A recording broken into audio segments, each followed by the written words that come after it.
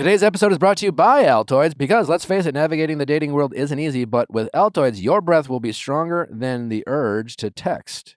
You up at 1 a.m. More intense than a rose ceremony and more reliable than your bestie's questionable dating tips. Like, do the simple things. Make sure that you have fresh breath wherever you go, and you got to do it with Altoids. Altoids is your sidekick in dating. Do yourself a favor and make sure that you have fresh breath. There is no bigger turnoff than stale, stinky, rotten breath. It's also so easy because I feel like with gum, you always either, hey, have like a wrapper you got to throw away, or you're like, the gum gets nasty and you're like, where can I throw this gum away? With an Altoid, it's just so easy to throw in your bag, so easy to just dissolve in your mouth, chew it up, fresh breath immediately. Altoids is the strong, reliable, and intense boost of freshness that young professionals and single minglers need to be their authentic selves in daily life. When walking into a high-stakes moment, if you have Altoids, your breath is one less thing you have to think about. When it comes to needing confidence and security to show up as your original self, Altoids has you covered. They're not just mints, they're curiously strong mints. Find Altoids in the checkout aisles. Grab your 10 today. You're crazy.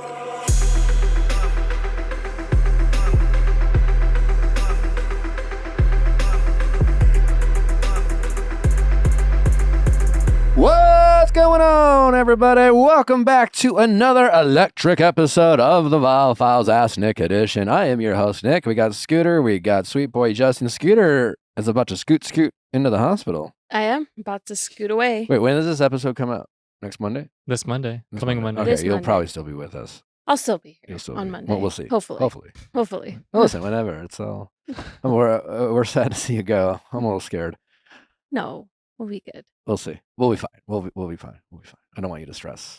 You have more important issues.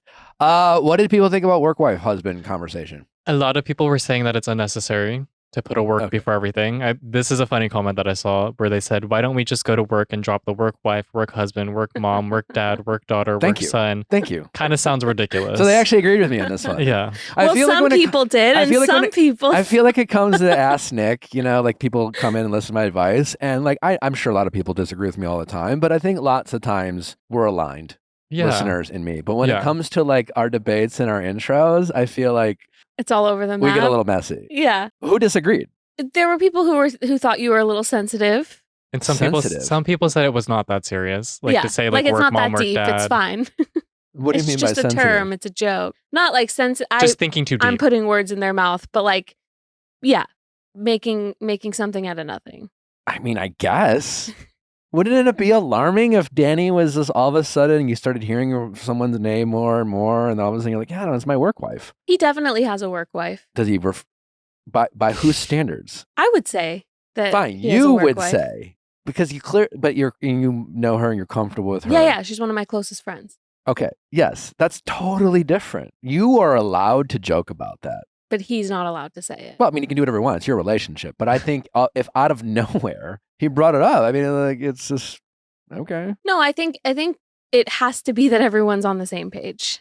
Like everybody's making a joke out of it. It can't just be a private work husband that you're. I mean, it's not that serious until it is. Exactly. Yeah. It's kind of like, and to that person, it's like, what is the point? For funsies. It's just like silly haha, Well, because we were just talking whatever. about it now, even like I decided Justin is my work brother, not my work husband. I've been Allison demoted. is my work husband, and Kyle's my work son. Okay. And we're It's a all whole family. It's a household. It's yeah, we are a household. We have to have who's the household? Who's the mom and dad? Who are the kids? Well, that Al and I dad then. Yeah. Daddy V, yeah.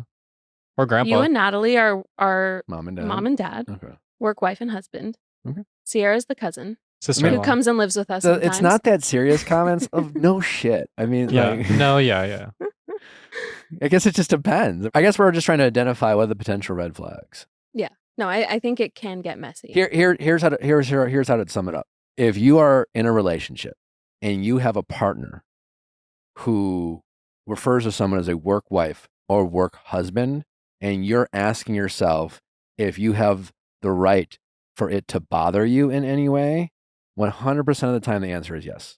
For all the people who are like, I don't care, like that isn't about you. Because that's what most of our Subjective questions are. It's situation. just like, should this bother me? Right. You know, I see other people having it and they don't think it's a big deal, but it bothers me or whatever. Like, then yes, it's a potential red flag. And therefore, like, don't let the people who you can't compare your situation to who others. Like say, oh, I have a work husband or blah, blah, blah, and it's a nothing thing. It's like, oh, okay. You know, every situation's different. That's how I'd sum it up. There you go. There you go. Well, we do have a writer-inner. All right, yeah. So this writer-inner writes in with the headline, "He always wants to hot tub?" ? She says, what's the problem? She says, we know you like to hot tub. So she said, "Hi, Nick. I need some help. I've lived across from my neighbor, Mr. Hot Tub, for the past year. It started with late night texts from 11 p.m. to 1 a.m. to go hot tub either on weekends or weeknights. He has asked me at least 10 times in the past 4 months, and knowing him, he has never made plans with me, just always has reached out spontaneously the day of, often never pulling through with making the plans. I called him out on wanting to only hang when he's bored, and he's recently started to send me more Snapchats that appear to be more specific to me, just places he's at. Now I'm getting shower heads. I've started to tease him, and now things are getting spicier or flirty. And as a good-looking guy, I assume he has and is talking to a lot of girls. But part of me wonders if I could be misjudging him. Am I self-sabotaging here, or is Mr. Hot Tub a typical Class A fuckboy?" Yeah. But what would she be self-sabotaging? Recap. Yeah. Her neighbor, Mr. Hot Tub, is seemingly a single eligible bachelor. Yes. And the only communication she's had with Mr. Hot Tub is invitations to Hot Tub. Well, and now she's getting showerhead pictures. Or and potentially flirty, spicy Snapchats. Yes. Have they had sex yet? No, nothing's happened. Okay. What is she self-sabotaging? She's into him. I think that's clear. So I think she's wondering if her thinking this is like a fuckboy move would be her self-sabotaging when he could just be inviting her over to the hot tub. No. I'm reading into that, but I'm assuming that could be the self-sabotage part. Listen, guys are always, even the good ones, are trying to find what they think might be clever, but often are just obvious ways to see you in a bathing suit or set the mood for a potential hookup situation. You know, it's hookup culture. And that's what this is. He wants to see how down you are, especially in a world of casual sex. It's like, a lot of guys aren't good at just being direct, where it's just like, do you want to hook up? Yes or no? No? Okay, fine. Yes? Great. This also could be a little awkward or off-putting. I feel like a lot of ladies want almost the coyness, or they don't want a guy. They want Rob. What do you mean? They don't want somebody who's just going to be direct. Yeah, they don't want a guy. I find that direct. Someone hard to read, and what do you want? Yeah, well, it's more I'm asking the ladies out there. Here you go. Who knows? What do I know? Fuck me. Ladies, here's this Mr. Hot Tub. Would you rather have this guy be like, hey, I'm going to keep it real with you. Honestly, I think you're beautiful and hot. I'm not looking for a relationship. I was just wondering if you wanted to hook up, and I'm definitely not looking for a relationship. But if you're down, let me know. Come on over. Upfront expectations. You absolutely know where you stand. Now you have the agency to be like, do I want to fuck this guy or not? Either way, we're not going to date. You absolutely know your stand. Or would you rather have a guy at least kind of give the illusion of romance so that you don't feel like you are, I think part of it, and let me ask you this, it is, and if you answer you kind of want him to allude to or setting the tone, is it because society unfairly has a double standard against women versus men when it comes to casual sex? And is it easier for you to have him set the tone? Is it not just an obvious hookup culture because it's the mood, because you don't want to judge yourself or feel like it was too easy? Or do you just kind of the romance of it all, and you want the unknown? It's just is he asking me over to hot tub, or is he going to make the move? How's this all going to go down? It is kind of awkward. I think even couples, right? You have a baby, life is hard, you're busy, you get tired. And I know Jade and Tanner, friends of mine, right? I know they have joked in the past. I haven't checked in with them in a while, but they're we schedule sex. We're busy. We got 3 fucking kids. But I guess my point is even for married couples, they'd be all right, we're going to schedule sex now. It's it takes kind of the magic away. Well, it's clunky. It's I guess, do we start? You want to be romanced a little bit. Yeah. So how do you do that in a hookup situation where the guy wants to be upfront and honest and hey, I just want to keep it real. I'm not looking for this. while, not diffusing the excitement or the magic or whatever. Like, honestly, because that's what's going on. He wants to fuck. Assume he just wants to fuck. And the fact that she is responding and he's playing along and like he's not looking, he might turn into something. I don't fucking know, but probably not. Don't get any illusions that there's something there. If he thought you were dating material, he'd ask you on a date. But do you think that sometimes people will start by saying, I'm not looking for anything, just so that they have a get out of jail free card in case they don't like the person? Like maybe they say that so that they can always call back to, well, when we started, I did mention that I wasn't looking for something. That way, like, he gives himself permission to, okay, if I start catching feelings, great. But like, I've set this expectation, so like, I don't have any pressure on it. I'm not really sure I understand your question, but it made me think of something to say, which maybe or maybe not understand your question. There's a line in my book, Don't Text Your Ex Happy Birthday, shameless plug, where I say, everyone's fuckboy is someone's future husband or wife. Yes.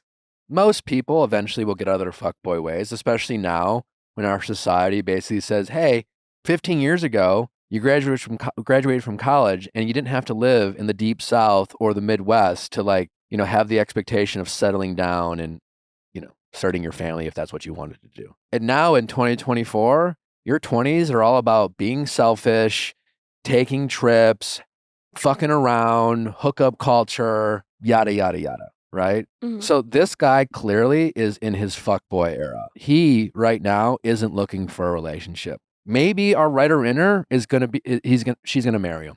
But whether it's because it's his neighbor or he just generally is looking for hookups, or maybe he's making assumptions about her that are or aren't accurate or something, that he's just like, I mean, she's hot, but I just don't know if this is my person. Just know that's his mindset now. If you want to go in for the challenge and you want to see if you can convert this fuckboy, but just know that he is not looking for a relationship.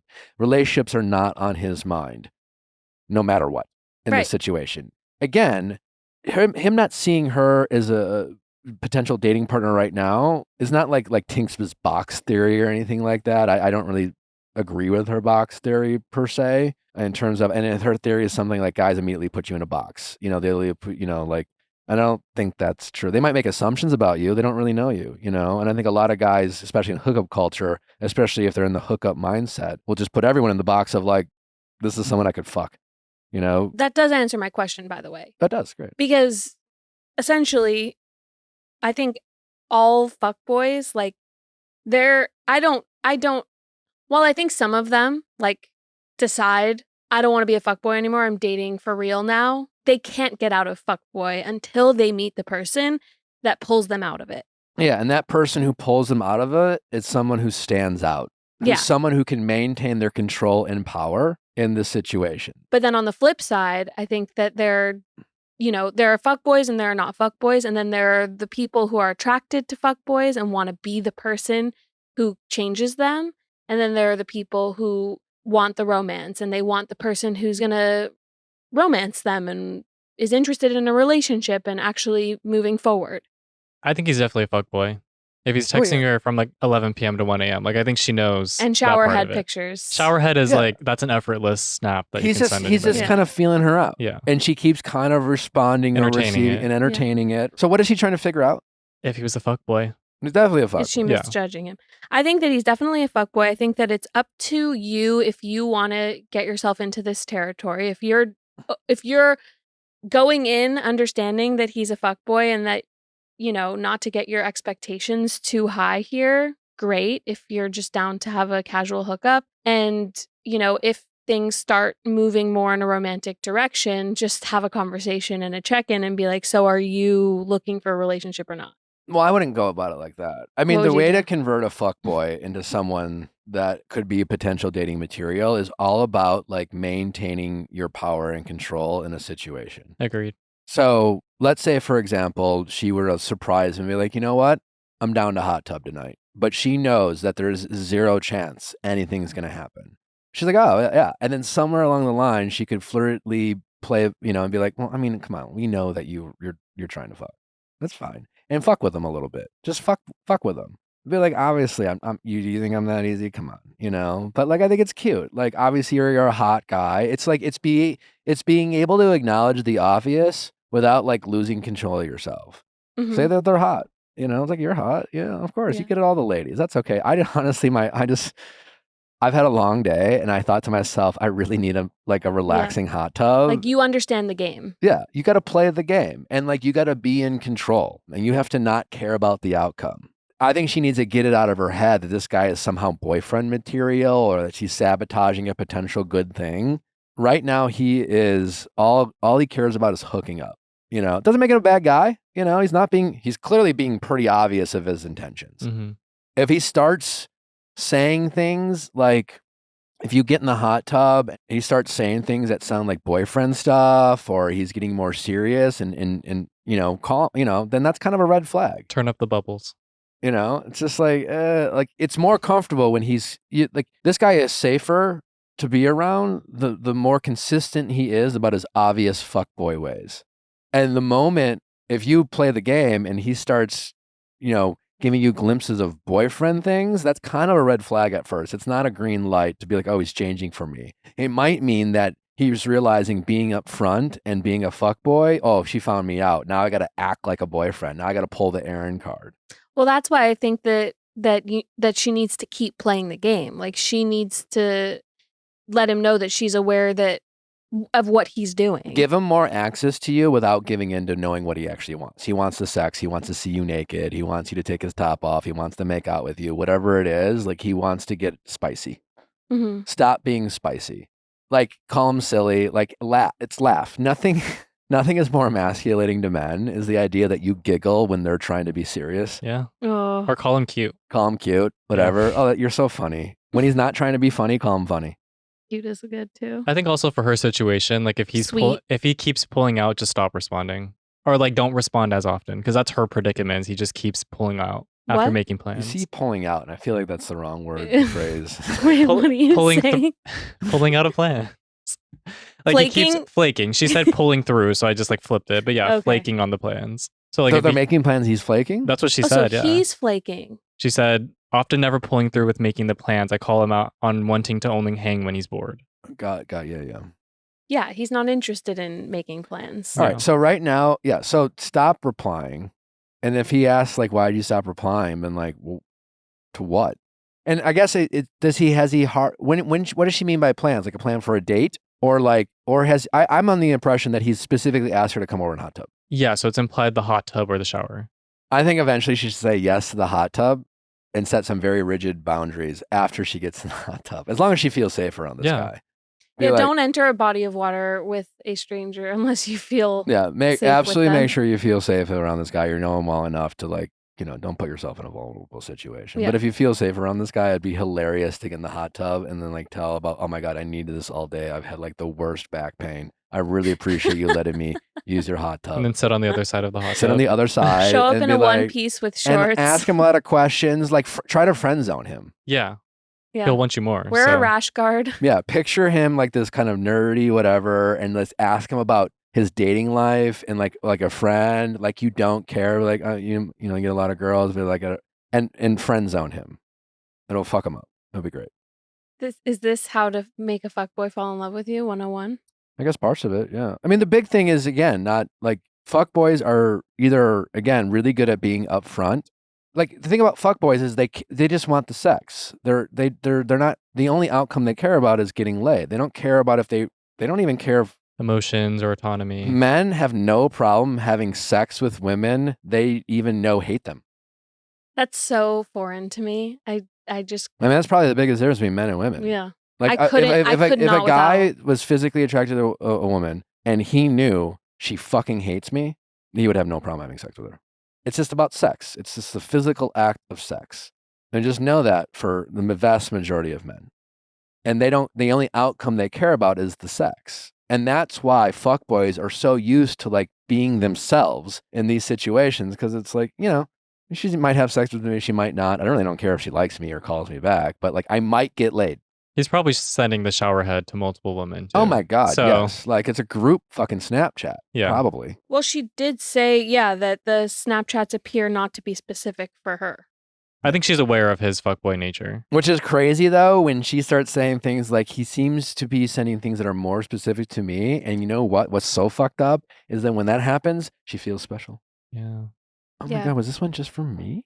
Yeah. I think never go in with the expectation that you're going to change. You're going to be the one to change a fuckboy. You're already invested if your goal is to change the fuckboy. You don't know anything about this guy. Other than the fact that and you wanting to change him is you just feeling good about changing them, being special, being unique.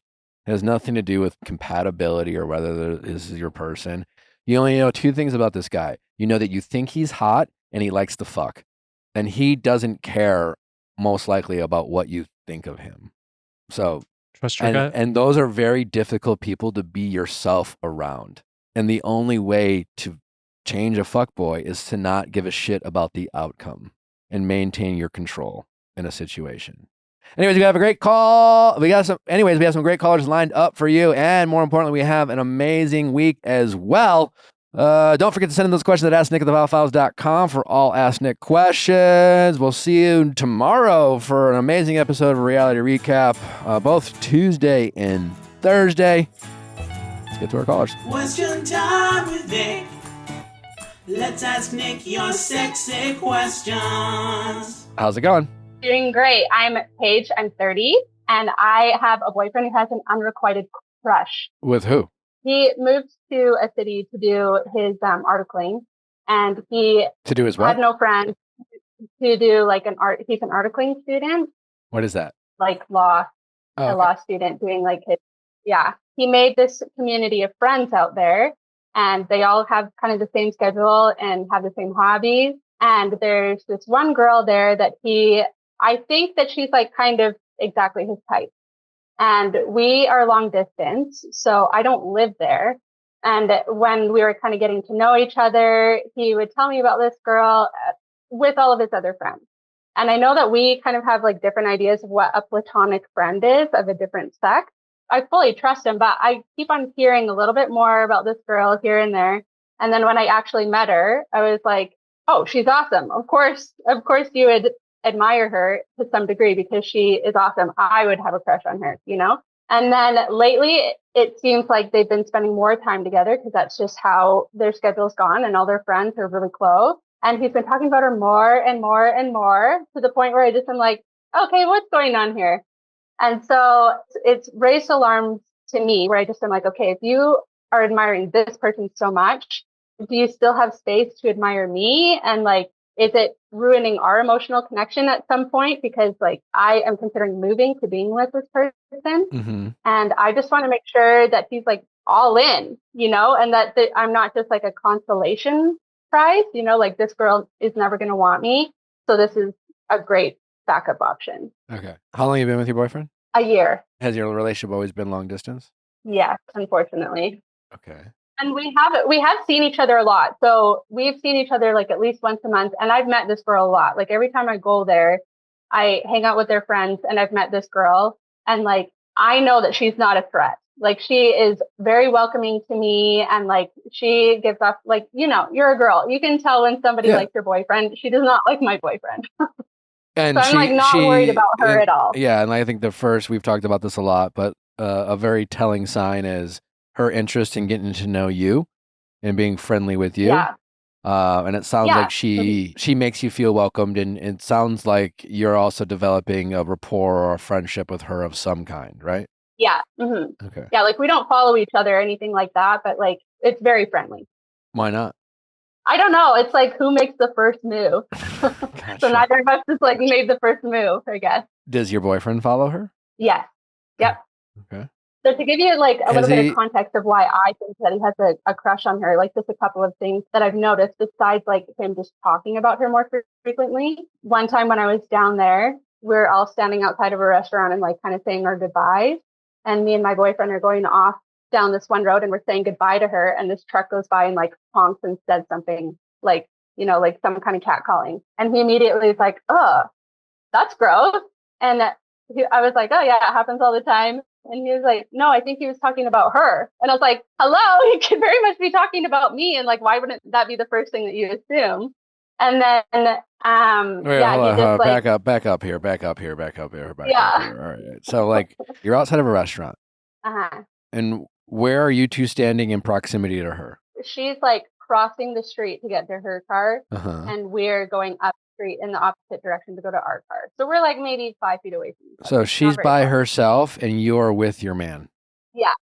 Yeah. Okay. Uh-huh. And some car drives by, Kat calls somebody. Uh-huh. Your boyfriend says, ew. But my first instinct when you tell this story, taking aside your overall reason why you called in and what you're trying to figure out. But what I heard when you told me that story, regardless of who was being catcalled, was I heard your boyfriend recognizing and empathizing with women, I suppose, in general, about how annoying it might be to be objectified and catcalled on the streets. Yes. And that's one thing I like about him. He's on my side with that. Great. He hates it when it happens to me. He hates it when it happens to other people. I love it. Great. But instead, you were more fixated on who he thought was being catcalled. Yeah. And you wanted him to assume it must be his smoking hot girlfriend. Exactly. But yet you were standing right next to him and she was walking solo across the street. Yeah. So based off the information you're sharing, like just it makes more sense that that person was catcalling her. A, she's by herself. Now, that's not going to stop all men from catcalling women, but like it's more likely that someone might hit on what appears to be, at least by the possibility, a single woman, if no for no other reason, she's alone in that moment, versus someone who's standing next to a guy. Now, this for the same insecurities that you have, you're thinking, oh, well, why doesn't he think about me? You know what your boyfriend's probably thinking by that response? Why am I so insignificant that you think a guy would still catcall you when I'm standing right next to you? Yeah. I think the thing that bothered me, like not so much in the moment, but like he kind of ruminated on it and like commented on it again later on in the night. He was like, why would somebody say that about her? I was just like, why is it bothering you? Why would someone say, well, what about? What was said about her? I can't even remember what the comment was. It was like some stupid kid that said something derogatory, like, you know, that we should be flattered by, but we're not. Do you want I can't even remember what the comment was. Listen, but it was like, again, I'm so bothered by it. I was like, why is this bothering you? Okay, listen, we just started this conversation. So for all I know, your boyfriend absolutely wants to fuck this girl behind your back. I don't know. Yeah. But don't you want your boyfriend to be an ally to all women and not just you? Absolutely. Okay. Yeah. Absolutely. And so he is friends with this person, correct? Yes. So if you have more stories like this, then I think you're definitely getting into your head. No. Okay. This is a bad example. Okay. So give me your best example. But that's something that I noticed. Okay. Lately. Give me your best example of your boyfriend revealing his crush. So another thing, he was talking about like all these great things that this person has done. Like, oh, she's done this and she does this really cool fitness thing. And then she does this really cool ththing at work. And then she's so smart and she does this. And then she travels. And I'm like, okay, yeah, that's all really cool. I'm glad that you admire your friend. And then I had kind of like asked him, and I was like, oh, it sounds like you really think that she's cool. Like, it sounds like you admire her for that. And he's like, yeah, no, like, I really do admire her. And I'm like, okay, well, I know that you have other friends and you're not talking about your other friends in that way. Like, I know that he has like 10 friends that he's really close with there. Mm-hmm. And I hear the ratio of her and all the things that he admires about her, like probably 10-1 of his other friends. Okay. And so that's why I'm just like, okay, interesting. That would and it was the same thing last week. That would be bothersome. Last week he had called me about something and he had talked about the things that they had done together as a group, but also had mentioned her quite a few times for about half an hour before he'd even asked how my day was. And so it's just like, okay, something is, you know, like I think that there's a What do you think about her physically? I think she's beautiful. She is an attractive person. Like, I can recognize that she is objectively a very attractive person. Okay. Well, that in itself, obviously, you know. So listen, it sounds like maybe there may be something there. Trust your instincts. We always say trust your gut. Mm-hmm. Does it mean your boyfriend's doing anything wrong? Not necessarily, you know. It is an interesting thing to think that My boyfriend, who has a crush on this girl, has no shot at her, so she's not a threat. But I can see how that would bother you because you're thinking the only reason why my boyfriend hasn't broken up with me is because he doesn't think he has a shot. Yeah, like I am curious. Like part of me is for sure curious if it's like the reason that you're with me, even though you might admire me and I know that you love me and I know that there's all these things that you think are great about me, but they're very different than that person. And it seems like since you're spending so much time admiring that person, like is that giving you less space to admire me? And like if she had one day been like, oh my gosh, I'll totally try things with you, would he be like, okay, yeah, bye. I've been waiting for her. You know? I don't know. Like how do you know? Have you had a conversation with your boyfriend about your insecurities? No, so I think that this is kind of where my question comes in is like, how do you even address that? Because I'm not jealous of her. Like, I think that she's great and I respect her and I admire her, you know? So it's not out of jealousy. It's just out of like, hey, if you do have a crush, it's okay. I just don't want you to do anything about it. Like, it's not something that I want you to nurture. So like, I have eyes. If I were a guy, like I get it. Like if you have a crush, I get it, but like calm down. And I think that we have different ideas about how platonic friendships go. Like with me, if I have a platonic friend who's a guy and he gets into a relationship, it's like, I'm friends with you with your girlfriend or I'm friends with you with your partner, but like, we're not the friends that we were when you were single and vice versa. Like that's how I kind of see platonic friendships. Kind of just depends on, I guess He operates a little differently. Everyone can be different. Well, that being said, it's just like you are in a relationship with your boyfriend. And it sounds like in this whatever program or school that he has multiple friends, both men and women. But you are noticing for whatever reason that he seems to be spending more time with her and more time talking about her than any other person, regardless of their gender. Correct. Yeah. Yeah. So I think that alone is like, you have the right to say something. Yeah. And it's an uncomfortable conversation. It is. Like, it's not a fun conversation to have. And it's a difficult conversation to have because it's hard to do without making him feel like you're accusing him of anything. Exactly. And I don't want him to feel shame for it either. Like, I think that it's very natural to be attracted to somebody who's fun and awesome and beautiful. Yeah. Well, I mean, listen, it seems to me that you are seeing this in the most healthy and fair way possible while simultaneously not trying to lie to yourself and be naive and setting, or just ignoring the red flags. Yeah. So you're just going to have the conversation. And just know that it's a sensitive conversation. So you can offer him a little grace and a little leeway to react slightly defensively without it escalating into a fight. Do you truly believe he has a crush? I do. Or are you worried he has a crush and downplaying it by joking about it and telling yourself you know that he does? Or are you truly comfortable with knowing he has a crush as long as you know that he's never going to do anything about that crush? I think it's a mix of B and C. I have this suspicion that he has this crush. And although I would be fine with it if he admitted to it, like I would definitely be lying to myself if I said it wouldn't hurt my feelings. For sure, it would hurt my feelings if somebody that I was in love with had feelings for somebody else, even if it was just like attraction, whatever, admiration. It for sure would hurt my feelings. And do you feel of course, like it makes you're me a little bit insecure, thinking that like he's spending all this one-on-one time, like since we are distant. And, like I'm not spending one-on-one time with somebody in that same context. And so it does make me like a little bit insecure that he's spending so much time with this person that he admires because we're not together. Fully aware of how much time and what kind of time he is spending with her?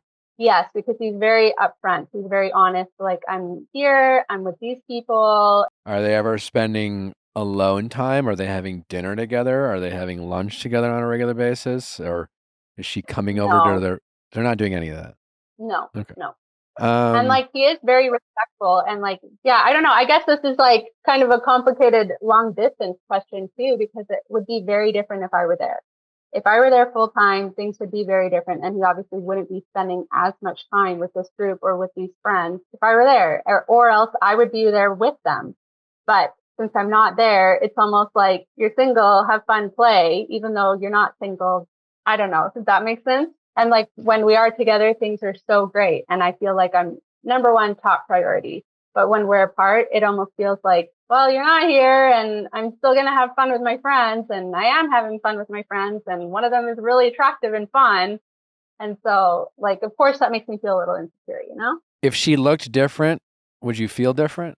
If nothing else was different? Same energy, he was giving the exact same energy. They were spending the exact same amount of time, but you thought she was a 5 and not a 10.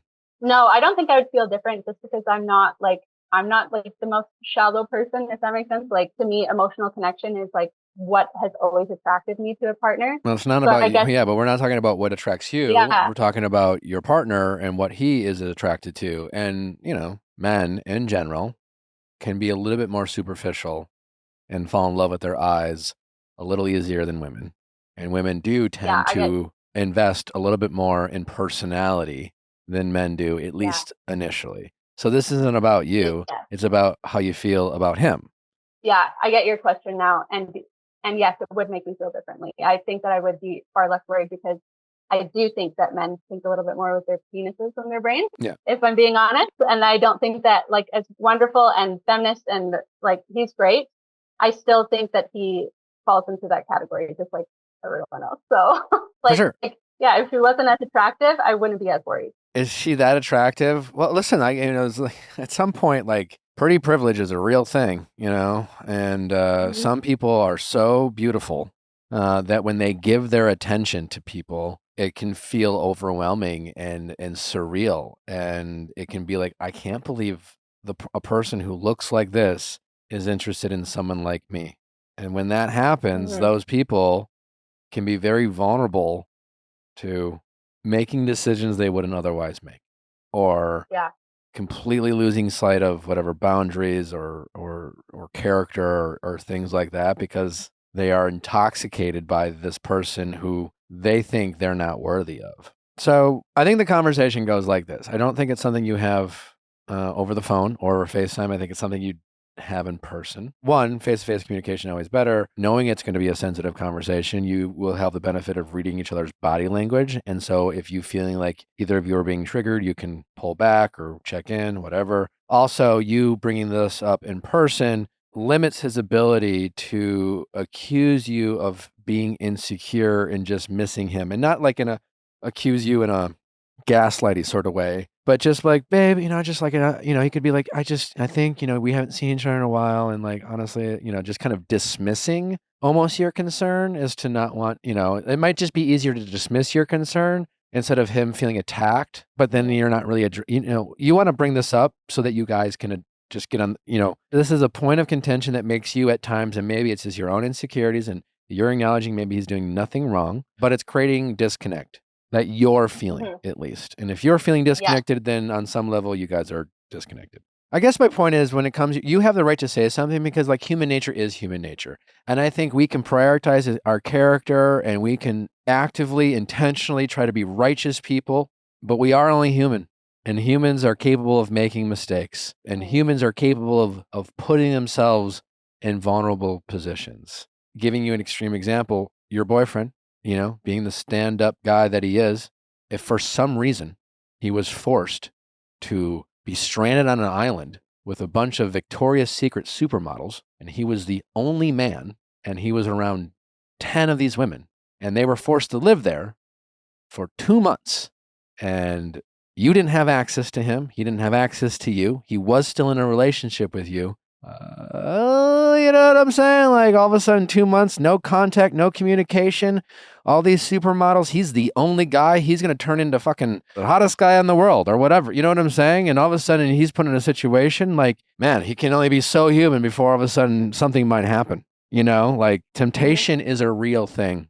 There's a reason why we call it temptation. And so obviously extreme example, but the fact that you I think it's important that your boyfriend recognize how he at least comes across at times talking about her. Has your boyfriend, without sounding creepy, have you guys acknowledged her attraction as a couple together without feeling like he was being weird about it? Or does he pretend she's not good looking?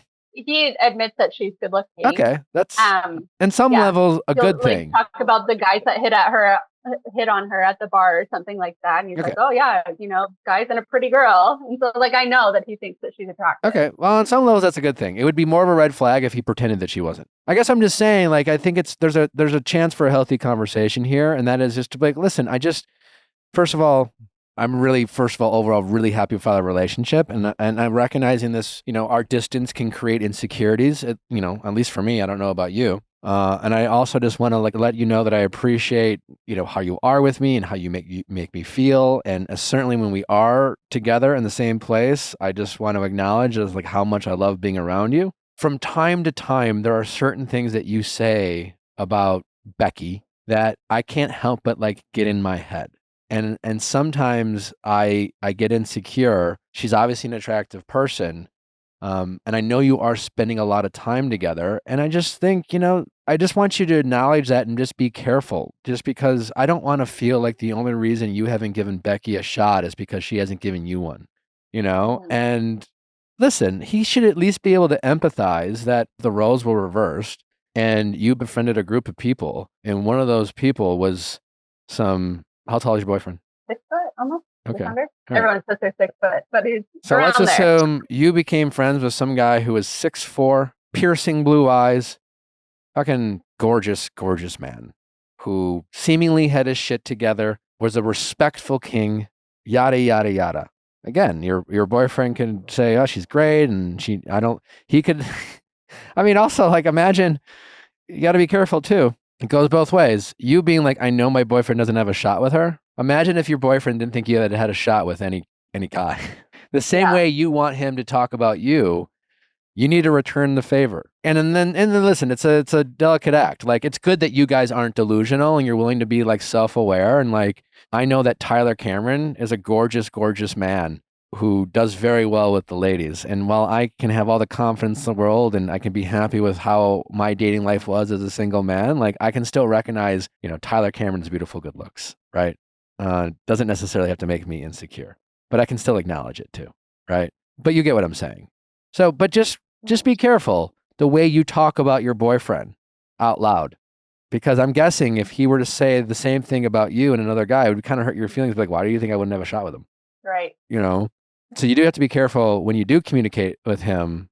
I wouldn't say that. I don't want it to seem like he doesn't have a shot with her because of the way that he is or he looks. I just know that they have very different value systems. Okay, well, that's something you didn't bring up. That's a very important piece of information you left out. Oh, it's not like they've ever talked about it or anything. It's just that Has he acknowledged it to you?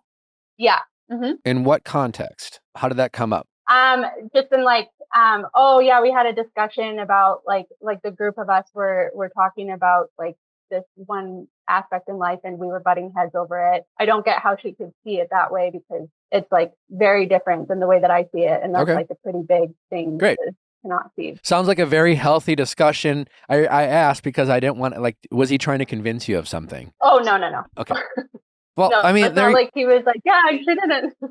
There you go. So one, that's a very important fact that you left out, is that it seems your boyfriend seems aware that despite his admiration for certain things that she's doing, and despite you being aware of how she looks and being aware of how your boyfriend, just as a human being with eyes, can acknowledge that she's an attractive person, that he doesn't see eye to her on some, sounds like potentially important things, that even as someone who's not in a relationship with her, it almost kind of annoys him that someone could think and feel the way they do because he feels so strongly in a different direction. That sounds like it might be even a topic that's more of a non-negotiable than a pet peeve for him. And he aligns with you on those viewpoints. So that's significant, Nevertheless, I still think it could be worthy of a conversation. So instead of you being I'm worried that if you had a shot with her, you would drop me, I wouldn't say that because you're passive aggressively putting him down. You can say listen, I'm not worried about you two. I think she's amazing. But every once in a while, you talk about her so much, I can't help but feel a little envious about how you talk about her. And more than anything, it could be a check-in, just be just out of curiosity, do you when I'm not there, because you don't know this, or maybe you do because maybe people have told you, but when you're not there, is he talking about you the same way he talks about her? So ask, you could check in. But I think there's a way to check in without throwing out accusations or passive aggressive jabs about his capabilities of who he could get as a partner. Let's say if you were to leave the relationship or something like that. Listen, especially men, we can say things we don't realize or mean that can come across a certain way that can be off-putting. And you can let them know that. It's just like, I think she's great. She makes me feel very welcomed. I've known a lot of girls who don't do that. She's amazing. I am not trying to I don't want you to stop being friends with her. I'm not asking you to change anything other than, could you be a little bit more conscious about how much you talk about her with me? Because every once in a while, especially when we have this long distance that we have, and I just feel more disconnected to you simply based by our distance, it sometimes can get in my head, and I feel like maybe you have a secret crush on her. And I know that's probably not true, but I just get in my head about that, and I was just wondering if I could ask you that. That seems doable, and that seems like you're not accusing him. Because the more you talk about it, the more I feel like you don't really have anything to worry about, but it doesn't mean you can't communicate you feeling disconnected without throwing out an accusation. Yeah. If that makes sense. Because even despite them, not agreeing on some big values, I still think that there's an attraction there. Well, listen, there's a huge difference between if your boyfriend was single and she wanted to fuck him, would he fuck her? Yeah, he would. He's a guy, most likely.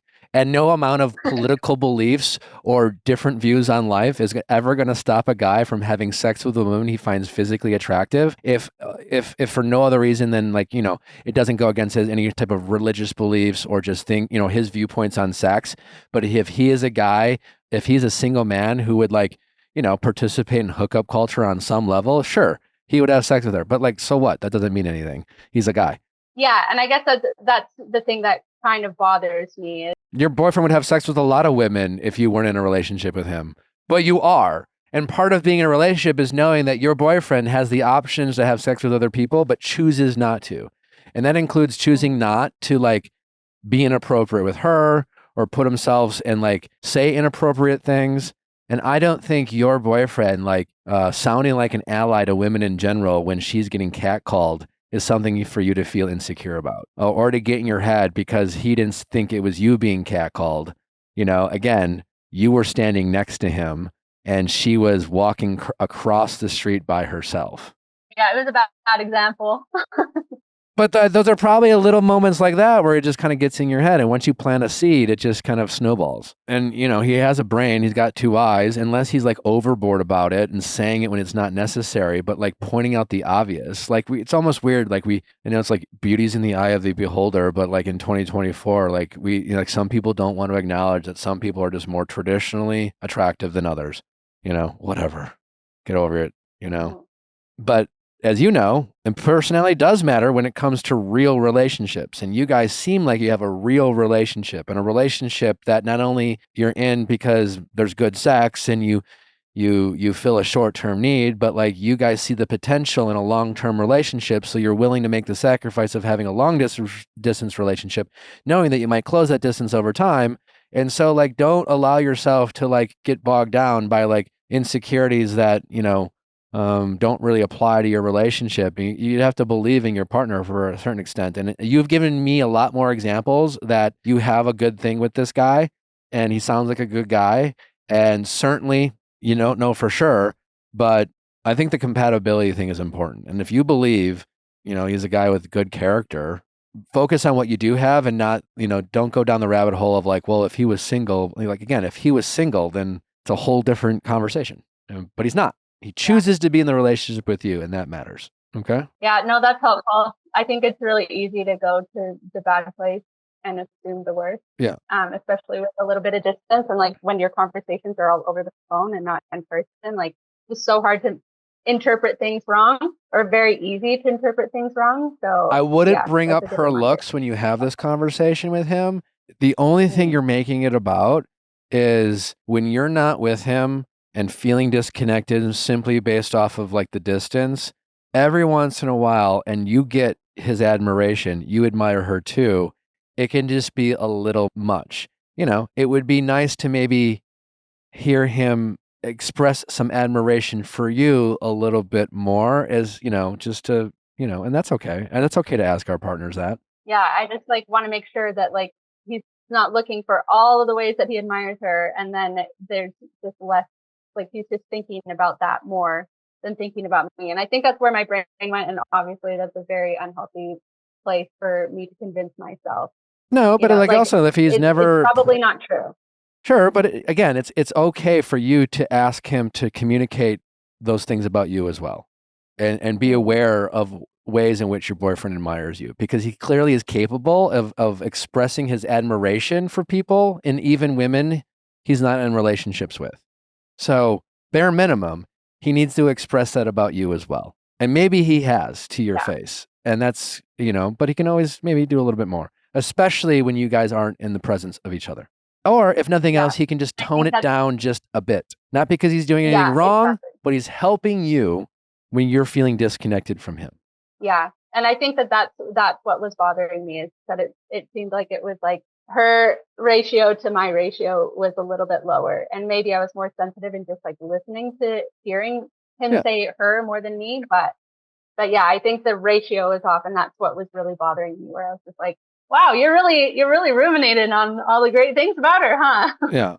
Yeah, that's human. I wouldn't accuse him of having a crush. I wouldn't bring up her looks. I would make this about just how much he talks about her around you, and just like ask him if he could tone it down slightly, and then maybe try to get him to empathize, being like, again, I love you. I treat you, lead with love, gas him up, say all the good things first. But if the roles were reversed, he should be able to empathize with the fact that it would just kind of get annoying. Mm-hmm. Even if the guy was a swell guy. Yeah. All right? Right. All right. Well, keep us posted. We'd love to know how this plays out. Absolutely. All right. Take care. I will. Thank you. That was helpful. All right. Bye-bye. Summer is here and we're ready to look and feel confident inside and out. I know confidence is hard to gain, and I've had my fair share of insecure moments. One of the biggest things that can lead to a lack of self-confidence is your skin. Acne, breakouts, rosacea, wrinkles, these can all take a toll on your confidence level. And that's why we're excited to partner with Apostrophe, the sponsor of this episode. Apostrophe's goal is to help you feel confident in your skin. Whether you're dealing with breakouts, signs of aging, or acne scarring, Apostrophe will help you love the skin you're in. Apostrophe is an online platform that connects you with an expert dermatology team to get customized acne treatment for your unique skin. Through Apostrophe, you can get access to oral and topical medications that use clinically proven ingredients to help clear acne. No longer do you have to wait weeks, sometimes even months, to get into your dermatologist, not with Apostrophe. The process is really easy. Just identify your skin goals, fill out the consultation, take some photos, and you are on your way to get access to the treatment you have been waiting for. They've got you covered. Apostrophe offers access to prescription treatments for all types of acne, from hormonal acne to facial acne, and even back, chest, and butt acne. Treat breakouts from head to toe. We have a special offer for our audience. Get your first visit for only $5 at apostrophe.com/VIALL. When you use code VIALL, that's a savings of $15. This code is only available for our listeners. To get started, again, just go to apostrophe.com/VIALL and click Get Started. Then use our code VIALL at sign up, and you'll get your first visit for only $5. Thank you, Apostrophe, for sponsoring this episode. If you know me, you know I love Ritual. I talk about it nonstop on my Instagram, and it was one of the things that I feel like definitely saved me throughout my pregnancy. I've talked about it before, but I was extremely nauseous, extremely sick, and could barely stomach anything while I was pregnant. And so I was really nervous that I wasn't getting the key nutrients that I needed. But the one thing that was very easy for me to take was Ritual's prenatal vitamin. They're essenced in either citrus or mint. I take the citrus one, and I took it every night before bed, and it gave me that sense of peace knowing that I was getting 12 key nutrients for pregnancy in just 2 daily capsules. Their prenatal multivitamin is designed for mom to baby support with vegan, bioavailable, and science-backed key nutrients. With everything you could want in a prenatal, it's designed with morning sickness in mind, so each capsule features a delayed release designed to help make it gentle on an empty stomach. It's so important to know what you're putting into your body, especially when you're pregnant, and with Ritual's dedication to traceable science and sourcing, you always will. See for yourself with 25% off your first month for a limited time at ritual.com/VIALL. Again, that is ritual.com/VIALL for 25% off your first month. How's it going? It's good. How are you? Good. What's your name? My name's Ashlyn. I'm 28, and I want to cut the Bouquet girl out of my wedding video. First of all, what is a Bouquet girl? She's the one who caught the bouquet during the bouquet toss. Gotcha. I say caught because she snatched it. And why do we hate this bitch? No, I'm just kidding. I don't hate her, but I did not necessarily want her to be there. At your wedding? Yeah. Okay. Why? She's a groomsman's +1. They used to date. They haven't been dating for a long time. So she's not necessarily in the friend group. She was just the +1. But I have lived with her. Like, we've all lived together. So she knows us as a couple. I'm like, okay, I think she should go. I don't know. Then I find out right before the wedding, she's hooking up with my ex-boyfriend. But she's still going to the wedding with our friend that's her ex-boyfriend. Why do you care? I don't want that in my wedding video. And I wanted my sister to catch the bouquet. First of all, let's just set aside your wedding video and who you wanted to catch the bouquet. Why do you care who she's fucking? I don't know. I shouldn't. I think it's weird that she's fucking my ex-boyfriend, but going to my wedding. I don't know. I just think it's weird. You're married. I know. Thank God. But I don't want her in my wedding video. I didn't even care if she was there. I wanted my sister to catch the bouquet, and she didn't. We'll address your wedding video in a second, but I want you to acknowledge that you care about something you know you shouldn't. Instead of just dismissing that as whatever I just do, I think it would be maybe... I just don't like it. It just makes me feel icky. It's just not I don't know. How long ago did you date this ex-boyfriend of yours? Long time ago. Even more. Who gives a fuck? 7 years. And why does it bother you? I don't understand. Do you feel like you... I don't like that she's dragging our friend along, still living with him, going to our wedding with him, also hooking up with him, but also hooking up with somebody I don't like. I like her. I don't want her to be with them. You have feelings towards him? Ill ones. Okay. Why do you have any feelings towards him whatsoever? I don't ever want to interact with people that interact with him. That's fair. That's fair. How problematic is your ex? For my life, very. I mean, he hasn't been in a long time for me, obviously, but was very. When you first started this call, you talked about this girl as someone who really doesn't matter to you. You're not really that good of friends with her or friends with her at all. And then a few moments later, after I kind of challenged you a tad, you basically said that you don't want this for her, having sex with this guy a little bit. You kind of suggested that. It is more than valid to not want to fuck with people who are fucking with people that you don't want to fuck with. I get that. Love that. Right. I mean, I co-sign that all day long. But you don't fuck with her. Is kind of my point. It doesn't sound like. She's not my friend necessarily, but she's definitely not my enemy. Who's editing your wedding video, by the way? The videographer. Okay. Why is this moment important to you? We haven't even posted our full-length video yet, which kind of reminds me that we have to do it because it's fucking awesome. And we've posted some smaller, shorter versions of it, but Congratulations, by the way. There were a lot of people at our wedding. I knew a lot of them. I knew most of them, but everyone kind of had a +1. There are a couple of people in our wedding video that not only I don't know personally, there's a couple people in particular that were just kind of obnoxious for different ways. And one of those people who were obnoxious, obnoxious because they kind of just were really involving themselves in everything, even though they kind of shouldn't have been there. They wanted to be on the video. I don't even know if it was a video, sure. But my point is I don't give a fuck. It's a literally split second. I mean, you're a wedding videographer. I don't know how long your wedding video is going to be. A few minutes, right? Of all your best moments. 7 to 9. 7 to 9 minutes. Well, whoever catches the bouquet, it's going to be a split second moment. But then you're going to see me turn around and see my sister, who I planned on catching it, positioned her to catch it. You see her go, and then me, everybody had been cheering, talking about my sister catching it, and then this girl catches it. And that I just, I don't want to remember that. Why not? It's a funny story. Is it? I watched somebody else of it, and it just made me mad. She knew I wanted my sister to catch it. But while everybody's getting out there, I'm like, stand right there. I'm looking over my shoulder I wanted her to catch it. And then that bitch is standing right behind her, snagged it. Well, why didn't you just hand her the goddamn bouquet if you just wanted one person to get it? By the way, I should have. I told my sister we should have done that. She didn't want to. She wanted to catch it. Well, that's on your sister. You know, she wanted. So you were really like, sister, I want you to catch it. So we're going to do a party of one. This is going to be a bouquet toss to one person. We're not going to get the DJ to ask all the single people, all the single ladies to come to the center of the dance floor. I just want you.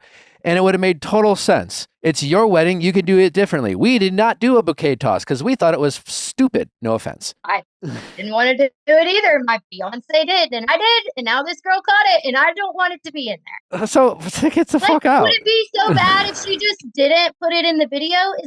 Does it look bad if I'm like, hey, no, thank you so much. Can you just not put that in there? No, it's your video. I don't know. Who's their videographer? Is she friends with this girl? No.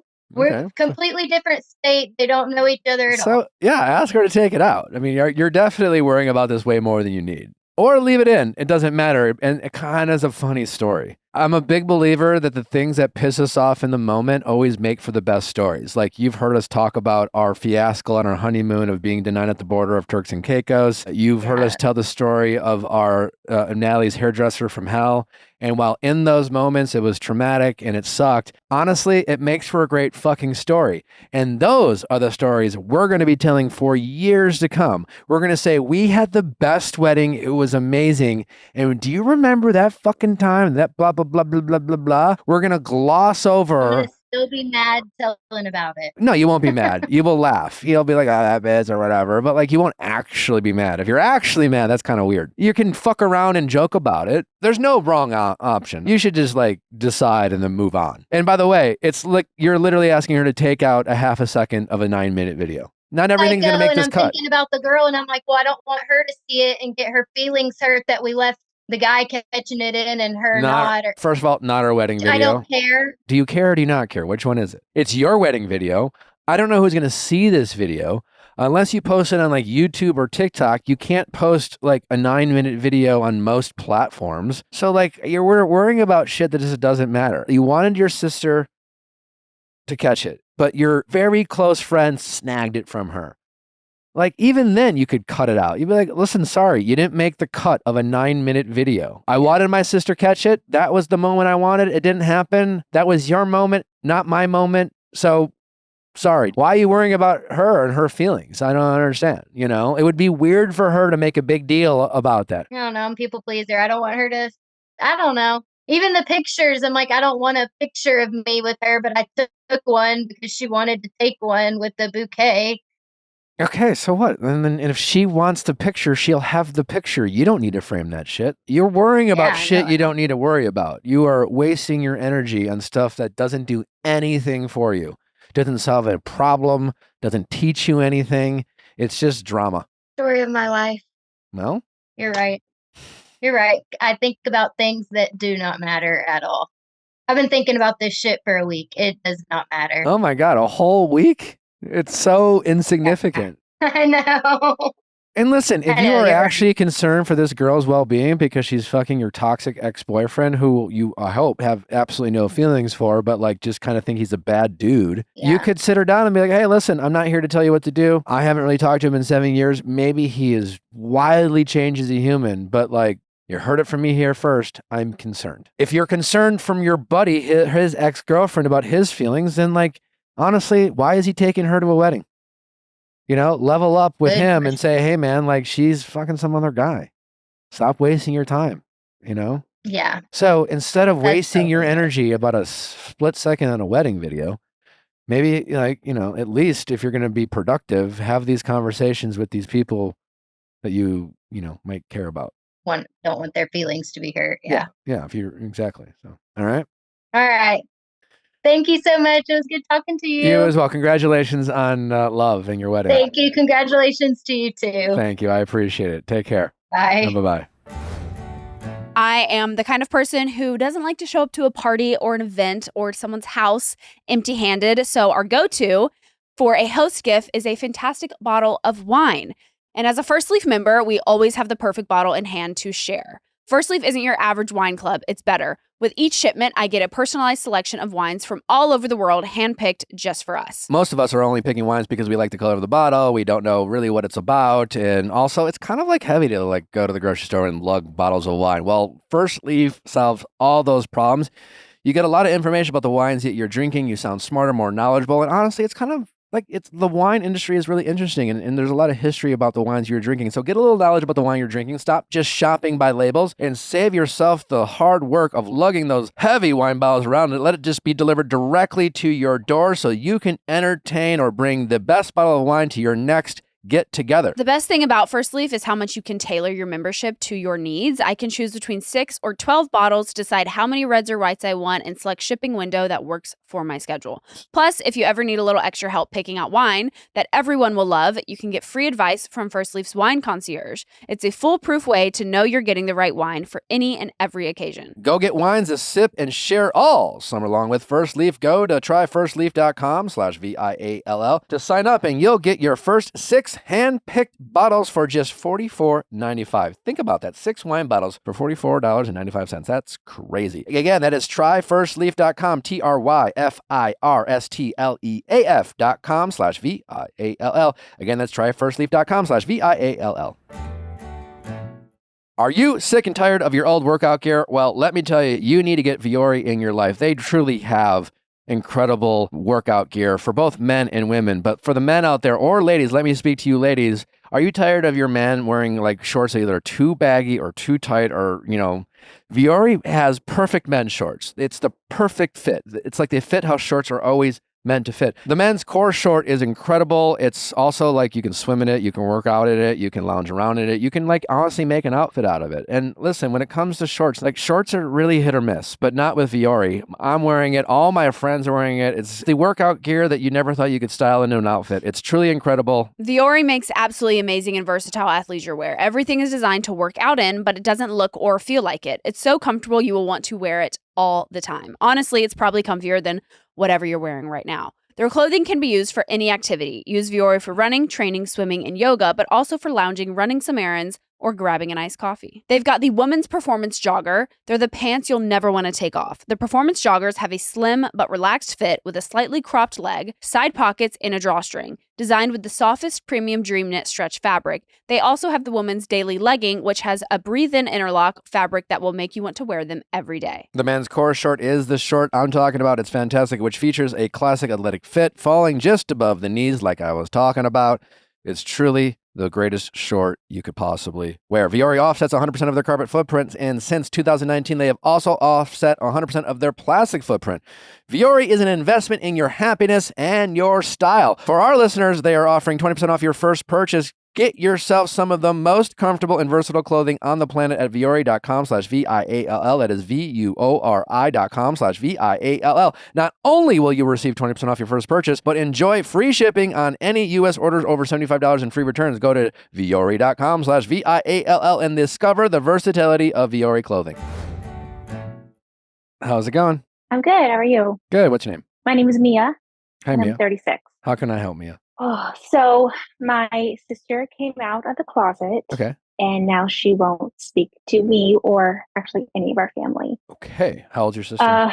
She is 4 years younger than me, so she's like 32. Okay. 33. Well, I'm sorry. Thank you. That she's not speaking with you. Well, yeah, just to say, like, so my sister came out, but she is married to a man with 2 small children.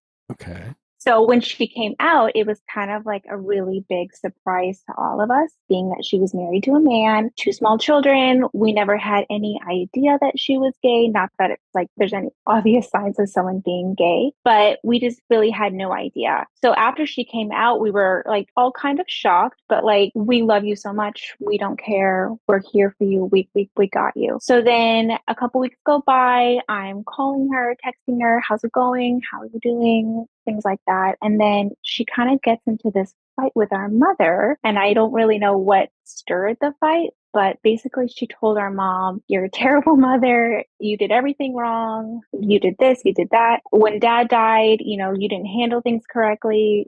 So myself and our other siblings were kind of like, where is this all coming from? Like, I totally understand someone wanting to air their grievances with their parents, especially when you're going through something as like traumatic as coming out later in life. You have every right to be like, hey, mom, I don't really like how you did this. But the way that she did it to our mom was just so out of left field, so aggressive, so hurtful. So myself and our other siblings kind of drew like a boundary with her, like, hey, like, you can't do that. No parent is perfect. No childhood is idyllic, but you had it pretty good. Yeah. So, I kind of was like, this is not okay. And so we drew a line in the sand of basically not checking in on her as frequently as she wanted us to, not calling her, because frankly, like, we were all really upset and really hurt because she deeply hurt our mom. So now we're kind of like reach out to her and she ignores us. We try and text her and she's like, no, I'm not going to text you back. And, we're just kind of at a standstill of like, how do we move on from this?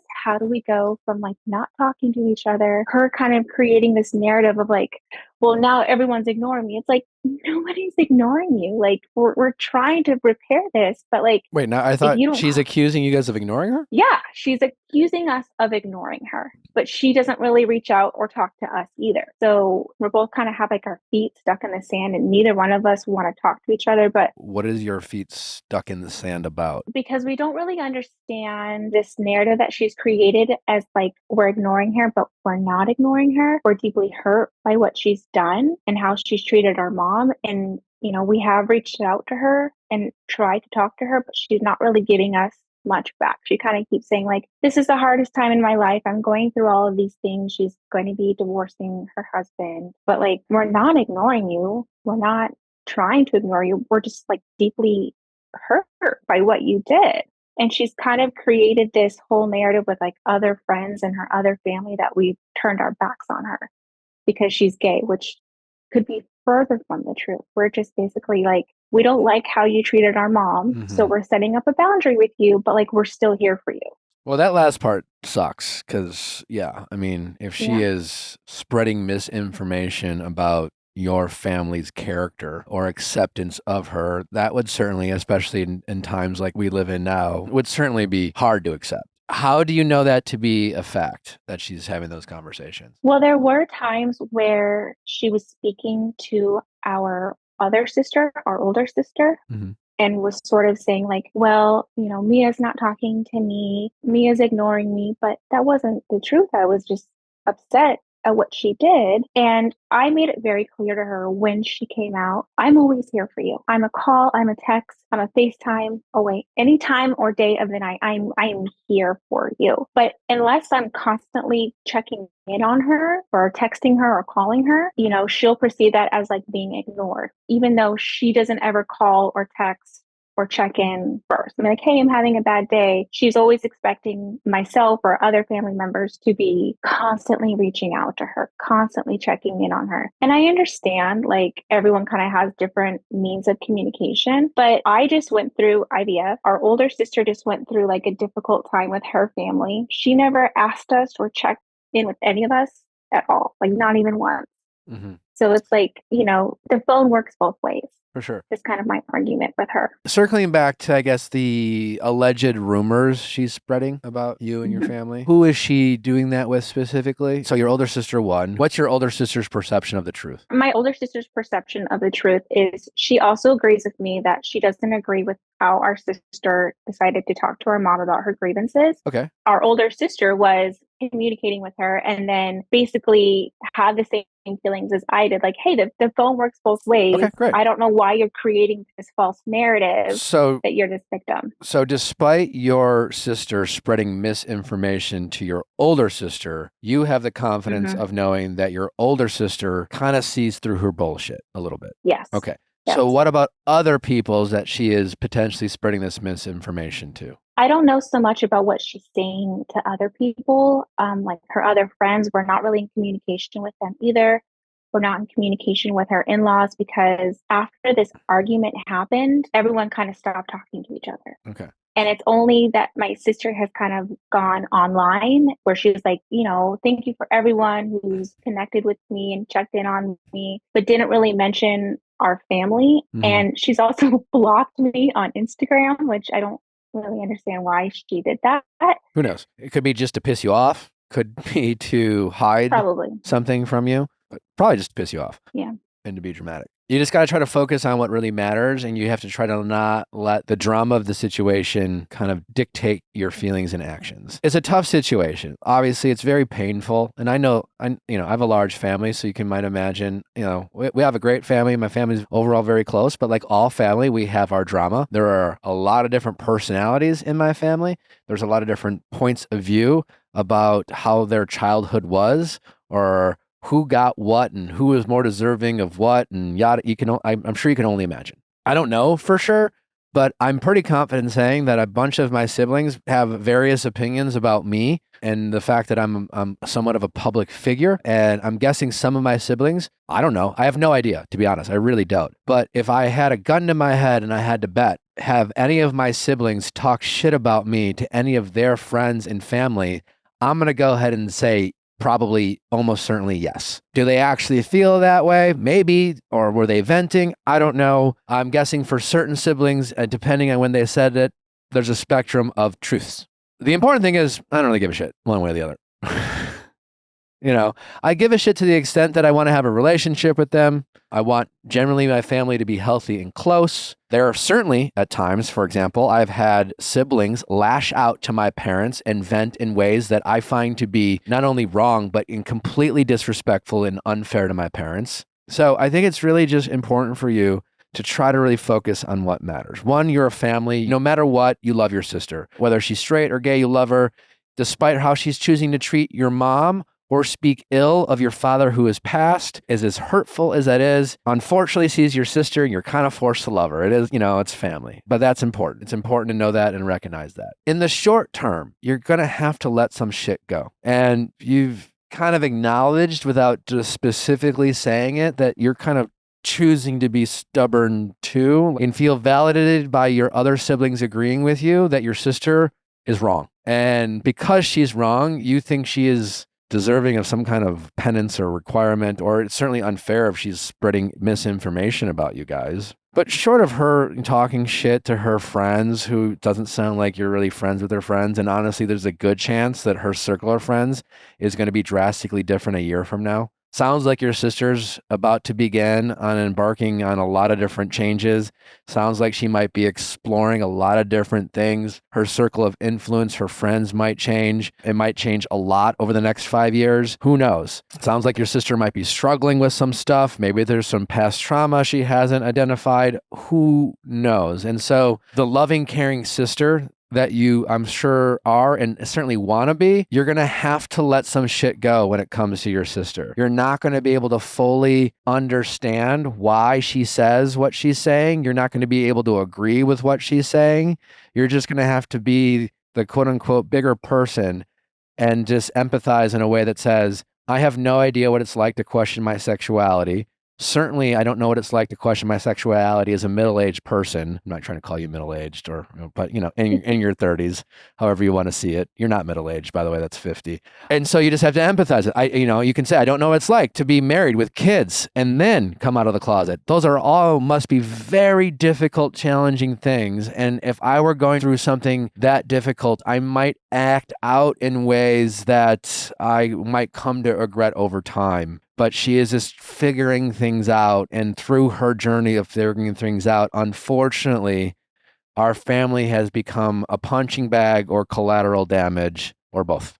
I didn't really look at it that way, of like the trauma of coming out in the middle of your life, let's say, as a heterosexual couple with children. That is, I guess, really, really traumatic. And I guess we did kind of become that collateral damage, as you said. And I have to you always talk about your ego. And I'm always like, yes, you're so right about your ego. So like my ego is standing in the way right now, because I feel like if I reach out first, then it's like, I'm so mad. I'm so mad at you for doing this. But I have to remember that, like, I don't know what you went through. And I want to empathize with that. And I have to let my ego and my anger go. I'm just struggling to do that. I really am. Yeah. Well, step one is acknowledging the struggle. And this is definitely a strong case for, you know what I love to say is, do you want to be right or do you want to be happy? Being right in this situation, especially short term, isn't going to get you or your other family members very far, especially when it comes to having any kind of relationship with your sister. And is it that hard to believe that, you know, who knows who your sister's current circle of influence is? She could be confiding into other gay people who make her feel more seen, more identified. And while maybe those people are helping your sister in some ways, those people, you know, despite them being able to connect with your sister in ways that you might not, still might be offering your sister some very toxic advice. You know, they might be projecting their own pain and family history onto your sister. I have no idea. It's possible. Maybe your sister is searching for answers she doesn't have answers to. So right now, maybe there is some blame that's going on towards your parents that's completely made up in her head, but like she just has to go through this journey and just figure shit out, you know? And unfortunately, when it comes to family, the downside is we know we can take our family for granted and they'll still be there for us. Exactly. And I love her so much. And I don't care if she's gay or straight or trans. Like, I could care less about that. That's not what defines her. She's my sister. I was there since the day she was born. So I want to be there for her. I want to be able to like break this desert of communication that we're in. I just don't really know how to like take that first step and say like, hey, let's talk about this, because sometimes in the past we've tried to be honest with her and we've tried to bring up things with her and she kind of will fly off the handle and be super upset, even though what we're trying to tell her is not upsetting or hurtful. She sort of perceives it that way. So that's also where I'm struggling. I'm like, so maybe now is not the time to tell her how you guys feel. Maybe it's not your time to be heard. Maybe it's not your time to be right. Yeah, that's a good point. You know, that's a good that's point. Where that empathy comes in, where it's like, you'll have plenty of time in the future to, I'm sure, like your sister, you know, knock on wood, you guys both overall remain alive and well, and you'll remain sisters. I'm sure you've had periods in the past of not being on the same page and fighting and feeling distant or disconnected, only to come back and reconnect, yada, yada, yada. So maybe now is just not the time to make sure she understands where you're coming from. So I guess what I'm saying is like, there's a middle ground. The middle ground for me is, one, you lead with love. How do you reach out the first time? You set your ego aside. You see the bigger picture. You recognize that you're not the one having an identity crisis right now and going through a very scary transition that might be bringing in a lot of insecurities and fears. At the same time, you can still set a boundary with your sister for the sake of protecting you, your other siblings, and your mom to say, listen, whatever you want to do right now, we are here to support you and we're here to listen and how we can support you. And if you need us to check in with you more than you're willing to check in with us, I'm even willing to do that. But what we won't accept is for you to call up mom and unload on her and say a lot of hurtful things. You are entitled to express yourself, but it's not okay to just unload on mom. And, you know, if you want to unload on mom, mom has the right to defend herself, and certainly we have the right to defend mom. So if you want to have a conversation with mom, let's have a conversation with mom. But like, you don't get to do this, you know, that you can still do that, but you can do that without also sharing your opinion about anything she's doing. They could just be like, yeah, there's one rule. Do whatever the fuck you want. Ask us to do whatever you need from us, but you don't get to call us up and just complain about how terrible we are. And if you can respect that, we can be there for you. And short of that, you can just reach out to your sister and say, listen, I know you're going through a lot and I really want to be there for you. And you can say this over and over. You can't say this enough to her. I love you. I accept you. I am proud of you. I'm here for you. Whatever you need, I am there. And you can say that every day without a response, because you're not saying it to get a response. You're saying it because that's how you feel about her. And would it be nice if she returned the favor? That's a conversation for a later day. You have the right to be heard, but maybe your empathy of recognizing her challenge right now of saying, hey, I need a little bit more from you now's not the time. Maybe a year or two from now, and I know that's a long time from now, but it might take that long for her to get to a place where she feels happy with her life and safe and accepted and not judged. I mean, shit, she probably has fears about how her kids might feel about her community. God only knows what she is going through. And that doesn't excuse her from being an absolute asshole. She doesn't have the right to be an asshole to you guys, and you can enforce that boundary. But short of that, expecting reciprocity, expecting tit for tat, equality, fairness, things like that, I think that's you and your ego demanding to be right rather than focusing on being happy. I think you're exactly right with that. Like, I definitely know, like, I want her to acknowledge I fucked up, I was wrong. She's in communication with our mother now, but it's very like surface level. And she never said, Mom, I'm sorry. And I feel like I'm waiting for her to say, Mom, I'm sorry. But I think Now's I have not to the time. realize she's not in that place. Yeah. You can't. Gotta let it go. Yeah. If you can acknowledge that and accept that, and doesn't mean you forget it, you set it aside, you have that empathy. She's not capable of, like you said, of seeing the way we see it right now because there's just too much going on. It doesn't excuse her, but like you're just choosing to give her grace and empathy for a period of time. You know, that time might run out at some point, but she might need a lot more time. And when did she come out? How long ago? At some point, 6 months from now, a year from now, your empathy and grace might be depleted, but give it a shot to just lead with love and focus on being there for her. Because right now, as much as I know you want a sister, you have the support system that you need. You're not struggling the way she's struggling. And so she needs people like you, and she needs this kind of unconditional love. And yes, is she being self-centered? Absolutely. Is she being selfish? Absolutely. But maybe that's what she just kind of needs to do. And right or wrong, she feels like that's how she needs to be to survive. That's a really good point. And I didn't really think about it that way. And I like to consider myself an ally. I've had the privilege of friends come out to me being the first person that they come out to, which to me is such a huge honor and sign of like, okay, like I am a person that they can trust and feel safe with. So I feel like as a person who considers himself an ally, I think I need to, like you said, put aside my ego and put aside, I think, my hurt and be that ally that she needs. Yeah. And being an ally doesn't include being recognized as one. Yeah. Sure. That's your ego needing the credit for your sister to think of you as an ally. Yeah. True. Very true. I have multiple siblings, part of the LGBTQ community, covering a variety of letters. And I have different relationships with all of them. And I'm guessing their perspective of my views on life or their sexuality is very different than my audience. Because I think a lot comes to do with, again, just the family dynamic. There's so much history when it comes to family. Maybe your parents always felt like they were inclusive of people. For example, my parents, like I said, I have siblings who aren't straight. And I know my parents, their views on gay in general have drastically changed and progressed. And I'm aware of ignorant things my parents have said about gay people in the past, long before some of my siblings, I think, were even old enough to remember, or even maybe even alive. But I'm one of the oldest, right? No, I don't think my parents are ignorant at all. I think they have evolved. But your sister could easily be remembering a time when she remembered your dad or mom saying something about someone else who was in the gay community, and she remembers that, and that is maybe causing her pain, or maybe she's just using it, knowing how your parents really feeling, and maybe she's just angry. I don't know. Maybe she just needs to get some shit out.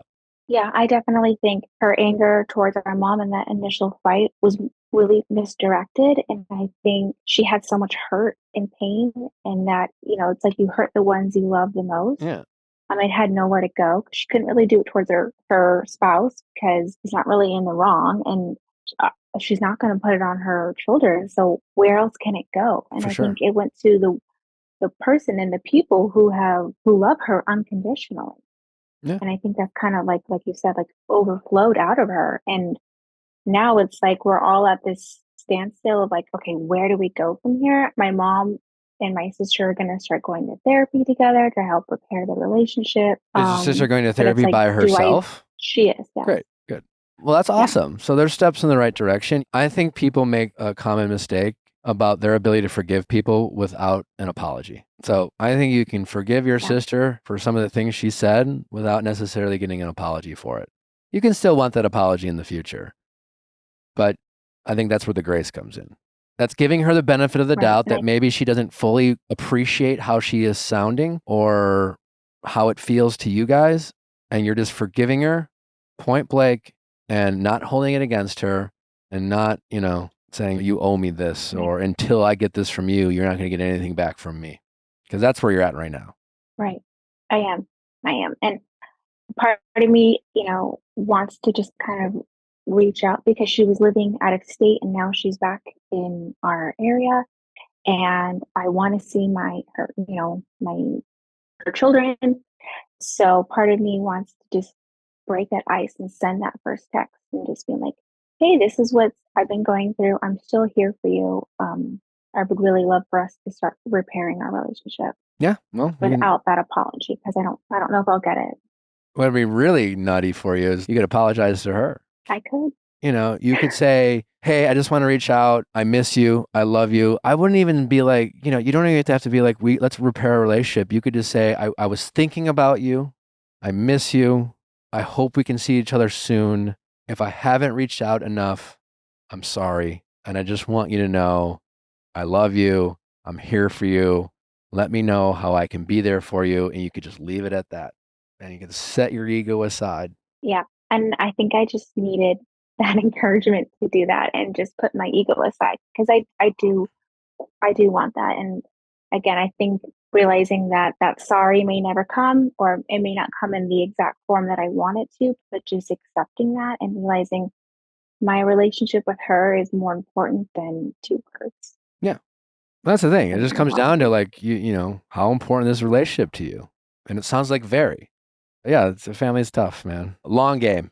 We got to play the long game in life, but certainly with family. We get so bent out of shape, especially when it comes to family, over the short game. The things that happened today or last week. It's like they're not fucking going anywhere.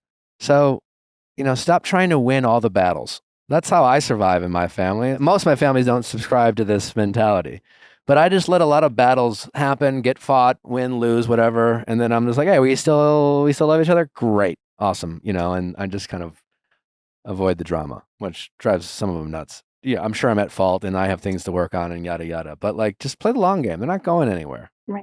Even like 5 years from now, you can be like, hey, remember 5 years ago when you came out and you were really selfish, whatever, blah, blah, blah, blah, blah. Like, that was really fucking annoying. Right. Because I want to share what's happened in my life. Like I just went through IVF and things are going really well. So I want to be able to like share that news with her, but I feel like I can't because we're in this weird limbo and I can't just like do that, but maybe I could. And I have a son also who misses his cousins. Yeah. In the short term right now, just focus on her.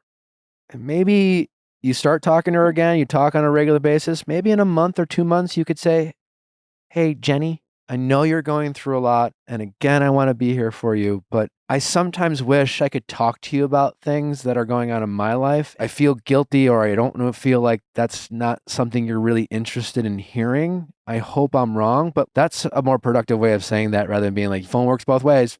I know, I did say that. The phone works both ways part? Wasn't helpful. No. Yeah, and it didn't go off well. But letting your sister know in a couple months after you've given her a ton of your attention that you need her, well, hell, feeling needed is a great feeling. So make your sister feel needed, make her feel like you miss her, make her feel like she can help you. And I bet she will respond a lot differently than you just throwing in her face that the phone works both ways. No, you're exactly right. All right. Yeah. Okay. All right. Keep us posted. Okay. All right. I will. Thank All you. Right. Bye-bye. You guys probably have noticed that we've slightly changed our format. We are doing reality recap twice a week for, we got so many shows we're covering and so much content getting over and so many guests that you want to get on. And we know that when it comes to our going deeper episodes, not everyone is kind of like worthy of that going deeper. What's the story, And so we want to bring you those moments, like Jess Vestal we had a couple weeks ago. Be sure to check that out if you haven't already. So we are going to continue to bring those going deepers to you when they are worthy, and in the meantime, bring you some amazing reality recaps. But you probably have noticed that the update specials that we dropped once a month for everyone to listen to, we're not dropping those anymore. But the updates are still happening behind Viall Files Plus. And I know that's probably going to piss some of you off. But listen, for a whole year, you've been getting these while everyone else is being subscribing to Viall Files Plus. And there's a way you can still get it for free. It's free to sign up. So try it out. But I know I hate it. I'm sorry. Sorry for pissing you guys off. But just know that your updates that you are dying for are still available, and there's so many episodes. And if you haven't signed up for Viall Files Plus yet, now would be the time to give it a shot. Because it's not just Update Plus, it's also we have our Pop Extra, we have our Vanderpump recaps, and we'll be coming up with some more stuff as well. So if you are dying for those updates, go to viallfiles.com, sign up for Viall Files Plus, check it out. I promise you it will be worth it. Don't hate me. Us. It was Leia's idea. Anyways, you can't hate me, I'm pregnant. True.